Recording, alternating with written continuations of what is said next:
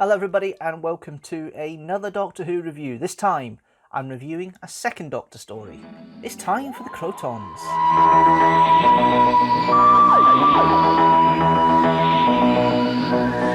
As always, I have with me the television companion for all the classic series stories, and here's the synopsis for this one.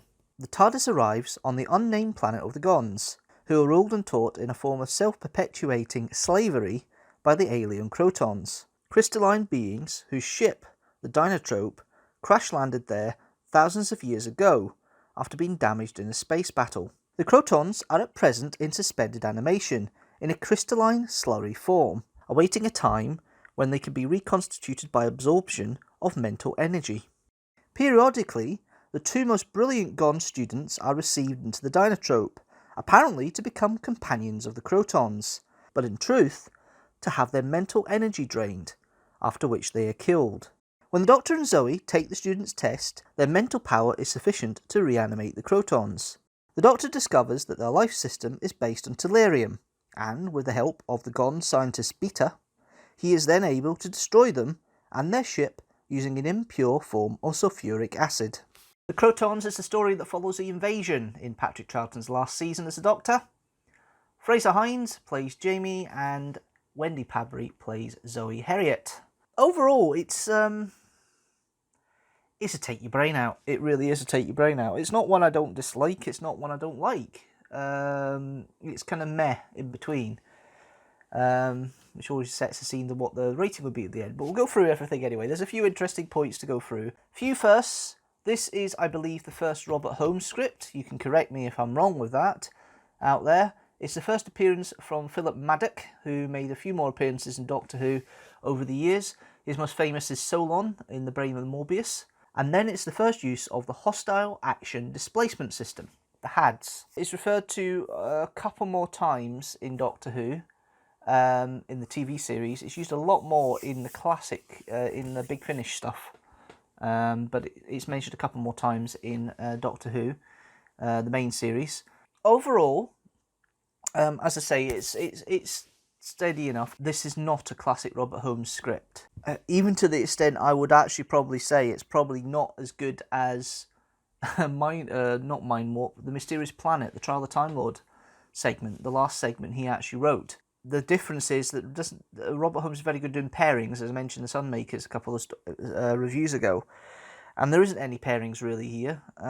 It's really just... No, I suppose there is a pairing in the Doctor and Zoe, but in regards to the side characters, there's not really any pairings there in regards to how it all works. We'll go through the characters and just go through each. I'll go through each as they are. So you got the second Doctor, Patrick Troughton, well into his run, knows what he's doing. This bumbling fool kind of comedy element is maybe not as odd as it could be in earlier stories. The invasion certainly has a couple of comedic elements from Patrick Troughton. There's not really much here in this one. It's hard to pin down the characterization in this one because it's not typical second Doctor. It's more of a kind of the calculating, scheming side that we know from the earlier Doctor Who stories that Troughton did.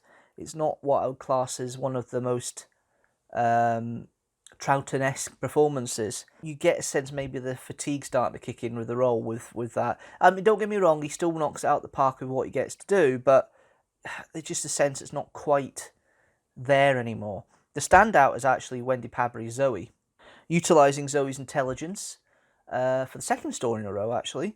This is the thing. Most companions, they start off with a strong arc, and then they get weaker and weaker and weaker into a stereotypical role. Zoe's intelligence is kept going in this, and it's maybe a precursor to Liz Shaw and other companions later on. But Zoe's intelligence is there again. Her knowledge and her intelligence is used in the Mind Robber. It's then used in the invasion to trip up the receptionist, the computer receptionist. And then here, her intelligence is actually seen as just as good, if not slightly better than the Doctor's, I think the inference is. And it's her intelligence that's used and utilised to help Krotons revive as much as the Doctor's. I think the two of them together have kind of been the catalyst for the whole problem that we have with this one. Frazer Hines as Jamie He's okay. He feels a bit left out in this one. That possibly might be because it wasn't originally written to have Jamie in it, because Frazer Hines was supposed to finish being part of the series at this point. But he carried on until the War Games. So maybe there was the element that Jamie wasn't supposed to be involved as much, which is why he hasn't really got much to do, apart from being, at some points, the female role, really. He is the Doctor, what are you going to do? Doctor, no, Doctor, don't do this. No, Doctor, don't come back.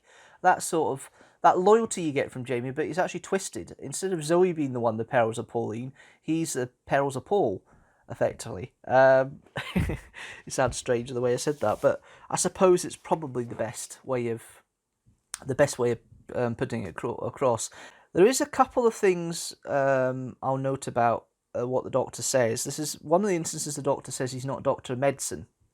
Because when Varna comes out of the Deanstructor, and I'll explain who the character Varna later, when Varna comes out of the Deanstructor after going in to be chosen as one of the special companions of the Krotons, and she comes out the other side after coming out the machine, Zoe asks is there anything that the Doctor can do, and the Doctor says, I'm not a doctor of medicine, which is obviously establishing the Doctor is never a doctor of medicine, and the Doctor's more a scientist. So it's interesting, that part. The characters themselves, we've got Selris, played by James Copeland. He's been in a few things. I can't recall if he's been in Doctor Who this season. He might very well have. I've seen him in Doctor Who previously and after. I can't think where, but I have seen him. Strong enough as a leader. Fairly wise to it, I think. I think it's probably the best way of putting it. But slightly ineffectual, because you've got the younger leaders, who are the younger people, the Gons, who think, this is terrible. We found out that the companions are not really companions. They're discarded with. They're destroyed. You know, that's horrible. Then you got Madeline Mills, who plays Varna. It's an interesting thing. She's kind of out of it for 2 episodes because she's recovering from being her mind virtually being ripped off her, more or less, and nearly being killed by the Krotons. It was an interesting characterization. There's flecks of intelligence there, flecks of suggestion there, but it's very much I don't know what I'm going to do. Can I do this? Can I do that? And it's standard female fare. You've then got Elec, played by Philip Maddock. Now, Philip Maddock appears as one of David Maloney's, the director's, favourite actors to go back to, I think, over the next few years, because he seems to be in a lot of David Maloney's stuff in future stories. But this is the first appearance of Philip Maddock. He's playing the second in command to Selris, and decides he needs to take action, and there's a slight power grab there, but his actions actually cause more problems than they do resolving things. And then we've got really the only people I want to talk is Beta, James Cairncross, who I believe returns in the War Games as one of the characters in the War Games. He might even be the general, I can't remember. The general of the World War One zone. I know that face. He's just a basic scientist. I mean, that's the thing, the characters are not really that deep. The focus really is on Zoe and Jamie's adventure here to revive the Krotons, and it's difficult to get characterizations out there apart from possibly Selris, Abu, and Elec. It's interesting how that comes across, and this is probably why I'm wishy-washy with it as well, because it's interesting, but there's not any depth to the characters. There's not really much fun to the characters, which can take away from it a little bit. Production-wise, it's definitely on the cheap. It's definitely on a budget. The the learning terminals and the terminals in the learning hall obviously are bits of sticky back plastic stuck onto a bit of wood. When some of the Gons start breaking up machines, you can see that it's of the time. It's supposed to be futuristic, but doesn't really look that good. The idea of them are nice because it's a learning machine putting the information into people's brains, into the Gons' brains to make them learn, but only what they learn from the computer is what they understand. And the conditioning that's in there about the Gons feeling happy that the Krotons seem to be pleased with them for how well they've done is played on a bit with Zoe and Doctor, which is quite interesting. The Krotons themselves, they're an interesting design. It's pretty obvious they couldn't figure out how to do the legs, so they just put a bit of towel or some cloth around the bottom where the feet are. So it looks weird.